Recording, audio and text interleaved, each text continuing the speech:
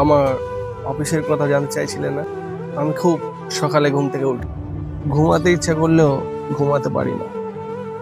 তাড়াতাড়ি রেডি হয়ে সোজা চলে যায় বাস স্ট্যান্ড। বাস স্ট্যান্ডে গিয়ে 25 টাকার টিকিট কাটি। টিকিট কেটে লাইনে দাঁড়ায়। বিশাল লাইন।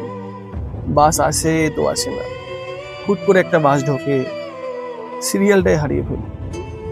অফিসের সময় আছে মাত্র 30 মিনিট। দৌড় দিয়ে ঝুলে ঝুলে যেতে হয় আমার।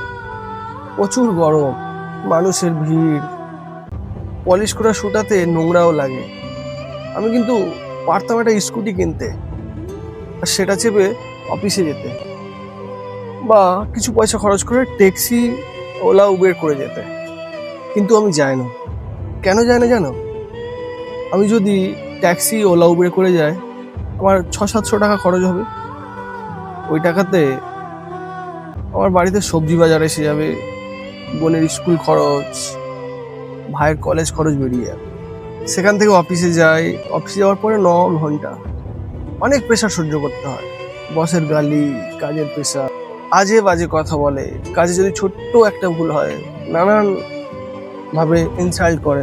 লাগে, অনেক বিবেকে লাগে আমার, কিন্তু কিচ্ছু বলতে পারি না, কারণ ওটা আমার কাজের জায়গা। অফিসের ওই 35,000 টাকা দিয়ে আমার পুরো সংসার চালাতে হয়। দিতে হয় ইএমআই, ক্রেডিট কার্ডের বিল, ইলেকট্রিসিটি বিল। অফিস শেষ করে আবার বাস স্ট্যান্ডে এসে দাঁড়াই। তারপরে আবার ওই ভিড় ঠেলে বাসে উঠি। বাস থেকে নেমে যখন বাসার দিকে আগায়, তখন তো মনে হয় পকেটে বাজারের লিস্ট।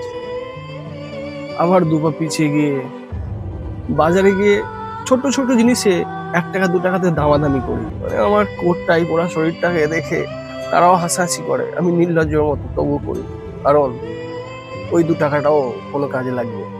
আমারও ইচ্ছে করে ছুটির দিনে একটু ঘুরতে যাওয়া।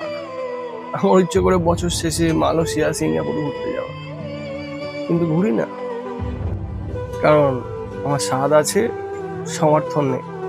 যখন শপিং মহলে যায়, একটা পাঞ্জাবি দেখলে মনে হয় পাঞ্জাবিটা সুন্দর, একটা নিজের জন্য নিই, একটা বাবার জন্য নিই।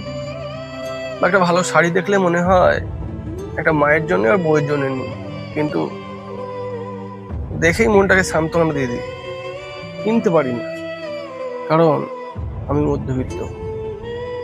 আমি একটা শাড়ি কিনলে পরের মাসে আমার বোনের টিউশন ফিসটা হবে।